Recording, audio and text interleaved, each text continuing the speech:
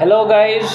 आज के इस वीडियो में बात करने जा रहे हैं कि मनुष्य ना चाहते हुए भी पाप कर्मों के लिए प्रेरित क्यों होता है। ऐसा लगता है कि उसे बलपूर्वक उसमें लगाया जा रहा है। अर्जुन भगवान से ये कहते हैं कि मनुष्य नहीं चाहता है कि वो पाप करे, फिर भी ऐसा क्या चीज़ है जो उसको पाप करने में लगा दिया जाता है। ऐसा क्या चीज़ है जो ना चाहते हुए भी इंसान पाप करता है। तो वो है लस्ट, वो है कामनाएं, वो है क्रोध। ये सारी चीज़ें आपको ना चाहते हुए भी आ जाता है। तो ये है कामनाएं, लस्ट, सेक्स। ये सब क्या है, आप नहीं चाहोगे फिर भी ये आपसे गलत काम करवा ही लेगा।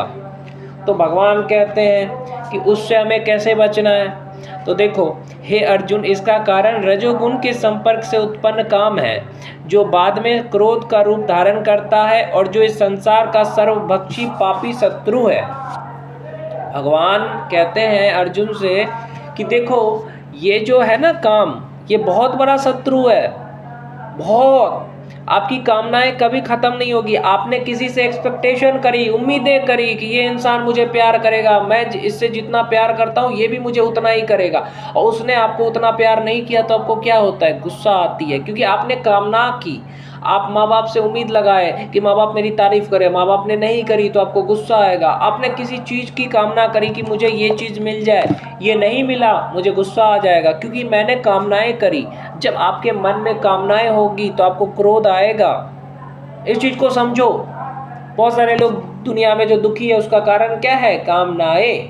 मैंने इच्छा करी कि मैं इससे इतना प्यार करता हूँ ये भी मुझे करे, नहीं मिला तो मैं दुखी हो गया। तो ये सारी कामनाओं को छोड़ना है आपको। अगर आप अपनी ज़िंदगी में शांति चाहते हो, सुकून चाहते हो, तो कामनाओं को छोड़ो। किसी से बात करने का उम्मीद है, नहीं किया तो दुखी हो गए। यही आपके दुख का कारण है। हर एक मनुष्य का दुख का कारण यही है, कामनाएं।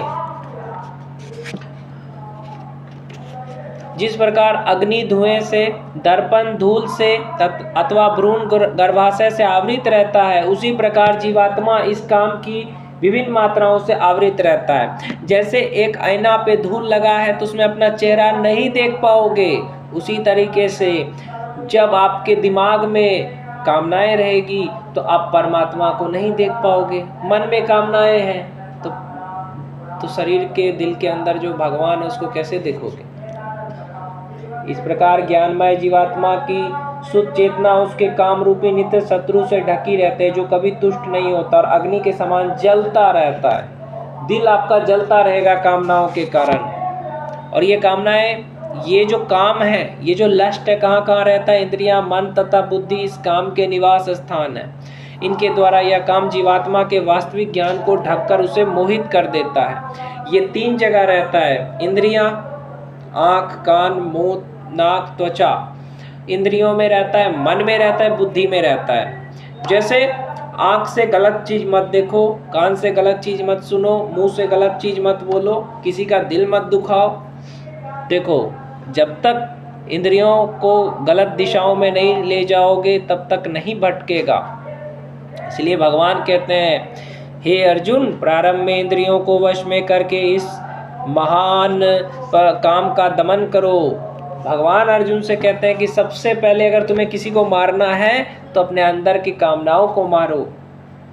कामना, लस्ट को मारो। सेक्स करने का मन हुआ, सेक्स कर लिया तो क्या हुआ, शरीर में कमजोरी। ज़्यादा सेक्स करने से उम्र घट जाती है। शरीर में वीर्यपात करने से आँख में दर्द, कान में दर्द, शरीर में दर्द, आलस, पढ़ाई में मन नहीं लगना, काम में मन नहीं लगना, आलस लगना, ये सारी चीज़ें होगी आपके साथ। क्योंकि जो आपको शरीर की शक्ति भगवान ने दी है उसको आप बहा रहे हो नाले में, उसको बहा रहे हो फालतू की चीज़ों में। अरे बच्चे नहीं पैदा कर पाओगे अगर ख़त्म हो गया तो। इसीलिए वीर्य मत निकालो, वीर्य बचा के रखो। तुम्हें पता है एक चीज़, तुम्हें लगता है इतना वीर्य निकला, इतना निकला, उसमें से पता है ना इतनी मात्रा होती है जिससे बच्चे पैदा होते हैं।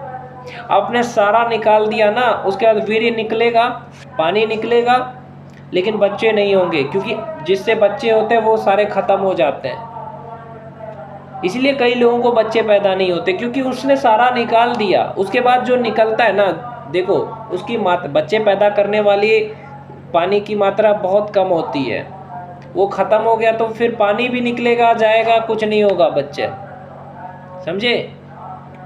इसीलिए ये सारी आदतों को छोड़ करके ब्रह्मचर्य का पालन करो, स्त्री हो या पुरुष हो, भगवान की भक्ति करो और श्री कृष्णा करो, समझे, प्रेम करो, वासनाओं में मत रहो। जय श्री कृष्ण।